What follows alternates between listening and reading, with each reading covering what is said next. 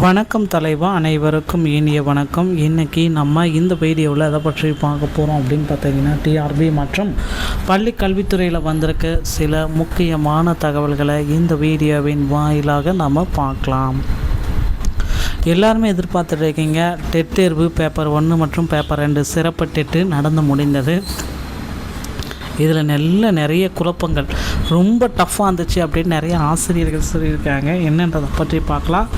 டிஆர்பியுடைய assistant ப்ரொஃபஸருடைய CV இன்னும் ஒரு சில தினங்களில் வெளியிடப்பாங்க. எவ்வளவுதான் முறைகேடுகள் நடந்திருந்தாலும் இந்த சிவி லிஸ்ட்டை வெளியிட்டே தீர்வோம் அப்படின்ட்டு டிஆர்பி தேர்வு ஆசிரியர் தேர்வு வாரியம் மிக முக்கியமான முழு மூச்சில் செயல்பட்டு இருக்கு. என்ன அப்படின்றத பார்க்கலாம். ஸோ ஆசிரியர் தேர்வு வாரியத்தில் இந்த பட்டதாரி ஆசிரியருடைய தேர்வுகளை எப்போ நடத்த இருக்காங்க அப்படின்றத பார்க்கலாம். டிஆர்பி போர்டு கலைக்கப்படுமா, மீண்டும் புதிய அப்டேட் வருமா என்னன்றதை பற்றி நம்ம பார்க்கலாங்க. ஸோ டெட்டு 2ஆம் தாள் பார்த்திங்கன்னா ரொம்ப டஃப்பாக இருந்துச்சு அப்படின்ட்டு நிறைய கோரிக்கைகள் வச்சுருக்காங்க ஆசிரியர்கள். ஸோ ரொம்ப டஃப்பாக இருந்தது, கடினமாக இருந்தது. தமிழகம் முழுவதும் ஆசிரியர் பட்டதாரிகளுக்கான சிறப்பு டெட் தேர்வு 2வது தாள் நேற்று 1.61 லட்சம் பங்கேற்றன. இந்த தேர்வு கடினமாக இந்த ஆசிரியர்கள் தெரிவித்தனர். மத்திய அரசு இலவச கட்டாயக்கல்வி உரிமை சட்டத்தின்படி 1 முதல் 8ஆம் வகுப்பு வரை பணியாற்றும் ஆசிரியர்கள் டெட் தேர்வில் தகுதி பெற்றுவது கட்டாயம் அப்படின்றத குறிப்பிட்டு சொல்லிட்டாங்க. ஸோ இடைநிலை ஆசிரியர்கள் முதல் தாளிலும் பட்டதாரி ஆசிரியர்கள் 2ஆம் தாளிலும் டெட் தேர்ச்சி பெற வேண்டும். புதிதாக ஆசிரியர்கள் பணியில் சேருபவர்கள் மட்டுமின்றி ஏற்கனவே பணியில் உள்ளவர்களுக்கும் டெட் தேர்ச்சி கட்டாயம் என உச்சநீதிமன்றம் தீர்ப்பு வழங்கியிருக்கு.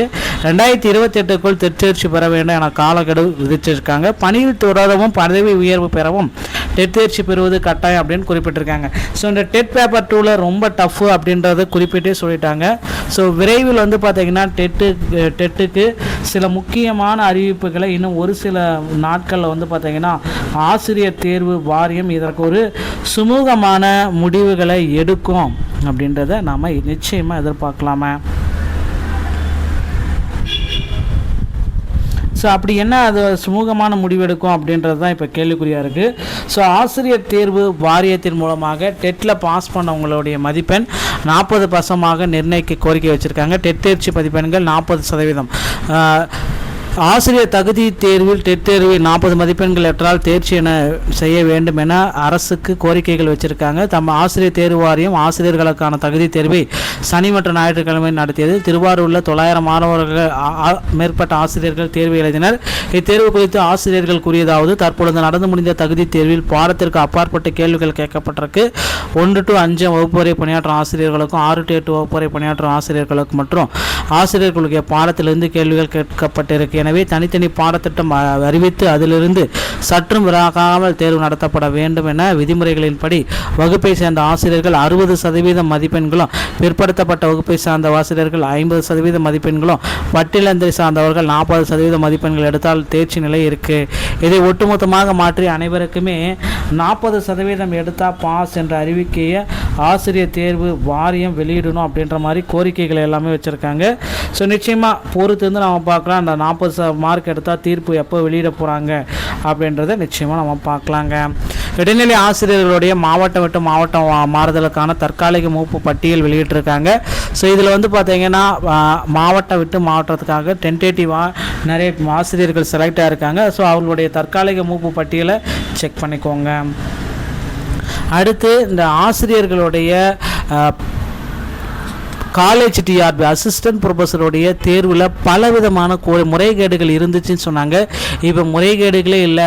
எவ்வளோ சீக்கிரம் சிவி லிஸ்ட்டை வெளியிட முடியுமோ அவ்வளோ சீக்கிரம் சிவி லிஸ்ட்டு தமிழகத்தில் வெளியாக காத்திருக்கு. அதிகாரப்பூர்வ அறிவிப்பு அந்த வாரம் வெள்ளிக்கிழமைக்குள்ளார இந்த சிவி லிஸ்ட்டு வெளியாகும். ஸோ மிகப்பெரிய முறைகேடு, ஒரே கேள்விக்கு 50 மார்க் எல்லாமே கொடுத்துருக்காங்க. 0 மார்க் 49 மார்க் எப்படின்றது டிஆர்பி விளக்கம் கொடுக்கணும். ஸோ அதுக்கு பார்த்திங்கன்னா மதிப்பீடு சரியாக 3 ஆசிரியர்கள் ஒரு தேர்வை மதிப்பீடு பண்ணியிருக்காங்க. 49 மார்க் எப்படி கொடுத்துருக்காங்க அப்படின்றது இப்போ கேள்விக்குறி. ஸோ டிஆர்பியுடைய தேர்வில் நடந்த ஒரு மிகப்பெரிய சூதாட்டத்தில் திமுகவில் இருக்கிற எக்ஸ் அமைச்சர்கள் இதில் இன்வால்வ் ஆகியிருக்காங்க அப்படின்றது தெரிய வருது. ஸோ கண்டிப்பாக பார்த்தீங்கன்னா அந்த டிஆர்பியோடைய எக்ஸாம் அசிஸ்டன்ட் ப்ரொஃபஸர் எக்ஸாம் பார்த்தீங்கன்னா மீண்டும் நடத்தப்படுவதற்கு நிறைய வாய்ப்புகள் இருக்குது. ஸோ கண்டிப்பாக இது இல்லை அப்படின்னா முதல்ல பார்த்தீங்கன்னா சிவி லிஸ்ட்டையும் பப்ளிஷ் பண்ணிடுவாங்க. ஸோ நண்பர்களே, இந்த மாதிரி தகவல்களை நீங்கள் உடனுக்குடன் பெற நீங்கள் நம்முடைய சேனலோட இணைந்திருங்கள். மீண்டும் ஒரு நல்ல தகவலுடன் நான் உங்களை சந்திக்கிறேன். நன்றி, வணக்கம், தேங்க்யூ.